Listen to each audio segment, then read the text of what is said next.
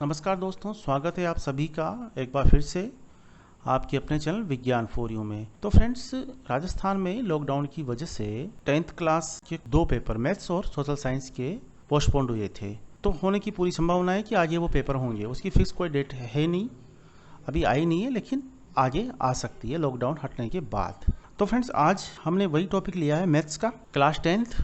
आज हम इसमें सीखेंगे शॉर्ट आंसर टाइप क्वेश्चन, जो कि 1 नंबर में एग्जाम में आते हैं। उसके बाद में 2 नंबर में जो क्वेश्चन आते हैं उनको बताऊंगा, फिर 3 नंबर में जो क्वेश्चन आते हैं उसका वीडियो बनाऊंगा। उसके बाद फिर 4 या 5 नंबर में जो क्वेश्चन आते हैं उनका वीडियो मैं बनाकर अपलोड करूंगा। तो फ्रेंड्स, मैं हूं डीके कारपेंटर। चलिए शुरू करते हैं। तो पहला जो क्वेश्चन लिया मैंने वो क्या है, देखिए। सूत्र एकाधिकेन पूर्वेण का प्रयोग करके 31 से 1/6 इंटू 31 से 5/6 का मान ज्ञात कीजिए। मतलब हमें इसे एकाधिकेन पूर्वेण से गुणा करना है। अब पहले आप समझ लीजिए कि इसको किस प्रकार से सोल्व किया जाएगा। दोस्त, एकाधिकेन पूर्वेण से किसी क्वेश्चन को सोल्व करने के लिए या गुणा करने के लिए आपको क्या याद रखना है कि आगे वाली संख्या समान होनी चाहिए। जैसे यहाँ भी 31, यहाँ भी 31, ठीक है। और पीछे वाली जो संख्या है उनका योग, ठीक है, उनका योग 1 हो सकता है, ठीक है, 10 हो सकता है या 100 हो सकता है। पीछे वाली संख्याओं का योग 1, 10 या 100 होना चाहिए। ये एकाधिकेन पूर्वेण से गुणा करने के नियम हैं, ठीक है। अब फिर भी आप चेक कर सकते हो कि पीछे वाली संख्या है 1/6 प्लस 5/6, 6/6 बराबर 1। मतलब ठीक है, हम इसको एकाधिकेन पूर्वेण से सोल्व कर सकते हैं। अब कैसे करना है, देखिए। सूत्र है पहली संख्या इंटू पहली संख्या या वही संख्या, कहने का मतलब 31 और 31 का एकाधिक, संख्या इंटू संख्या का एकाधिक। तो संख्या कितनी, 31 इंटू संख्या का एकाधिक मतलब 31 प्लस 1, ठीक है। ऑब्लिक पीछे वाली संख्या को आप गुणा कर दीजिए। तो 1/6 इंटू 5/6। अब हम यहाँ लिखेंगे 31 इंटू 31 और 1 32 ऑब्लिक 5/36। अब इनको आपस में गुणा करके लिख दीजिए। तो ये गुणा करने पर आता है 992 से ही 5/36, ये आपका आंसर। तो हमने कर दिया इसको एकाधिक पूर्वेण से गुणा। अब देखते हैं नेक्स्ट क्वेश्चन। 103 इंटू 197 को सूत्र एकाधिकेन पूर्वेण से हल कीजिए। मतलब गुणा करना है सूत्र एकाधिकेन पूर्वेण से, ठीक है। तो मैंने आपको नियम बता दिया कि आगे वाली संख्या समान होनी चाहिए और पीछे वाली संख्याओं का योग 1, 10 या 100 होना चाहिए, जो हो रहा है। आगे वाली संख्या आप देखिए 1, 1 समान है, ठीक है। और पीछे वाली संख्या 03 और यह 97, टोटली और कितना होता है 100। इसका मतलब सही है, ठीक है, कर सकते हैं हम इससे। तो कैसे करेंगे, पहली संख्या इंटू पहली संख्या का एकाधिक ऑब्लिक पीछे वाली दोनों संख्याओं को आपस में गुणा करेंगे। तो यहाँ पर है 03 इंटू 97, ठीक। अब 1 इंटू 2 ऑब्लिक इसको गुणा कीजिए। 03 को 97 से हम गुणा करेंगे तो 3 सत्ते 21, हासिल के 2 होते 27 और 2 29, और आगे हमें लगाना पड़ेगा 0, ठीक है। अब यहाँ पर 2 और 0 291। तो अब इसको एक करके लिख दीजिए। 20,291, ये आपका आंसर।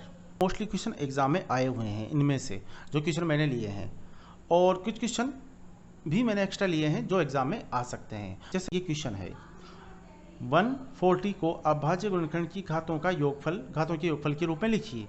तो ऐसा ही एक क्वेश्चन आया था एग्जाम में 196 को लेकर कि 196 को अभाज्य गुणनखंड की घातों के योगफल के रूप में लिखिए। अब इसे कैसे सोल्व करेंगे, तो सबसे पहले आप 140 के अभाज्य गुणनखंड ज्ञात कीजिए। सबसे पहले हम देंगे 2 का भाग, कितना आया 7 और 0, फिर हम 2 का भाग देंगे तो 3 और 5, फिर हम यहाँ पर 5 का भाग दे सकते हैं सीधे, ठीक है। 7 बार भाग जाएगा और 7 से 1 बार, ठीक है। अब इसके अभाज्य गुणनखंड के गुणनफल के रूप में कैसे लिख सकते हैं इसको, 140 = 2 इंटू 2 इंटू 5 इंटू 7, ठीक है। अब 2 बार आ रहा है, इसकी 2 की घात कितनी लगा देंगे, 2 इंटू 5 की घात 1 इंटू 7 की घात 1। अब इसका अभाज्य गुणनखंड कर लिया हमने। अब इसकी घातों का आप योगफल याद कर लीजिए।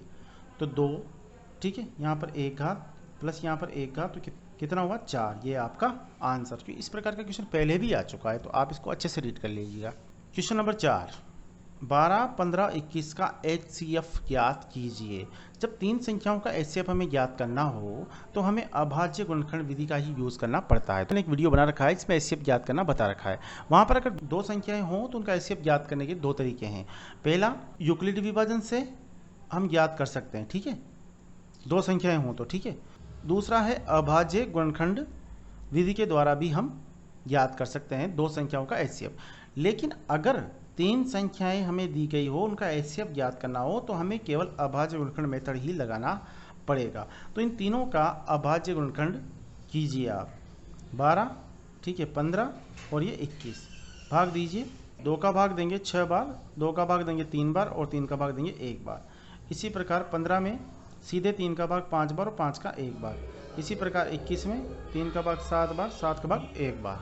अब इसे आप लिख दीजिए। किस तरह लिखोगे आप? 12 इक्वल टू 2 इंटू 2 इंटू 3। इसी प्रकार 15 इक्वल टू 3 इंटू 5। इसी प्रकार 21 3 इंटू 7, ठीक है।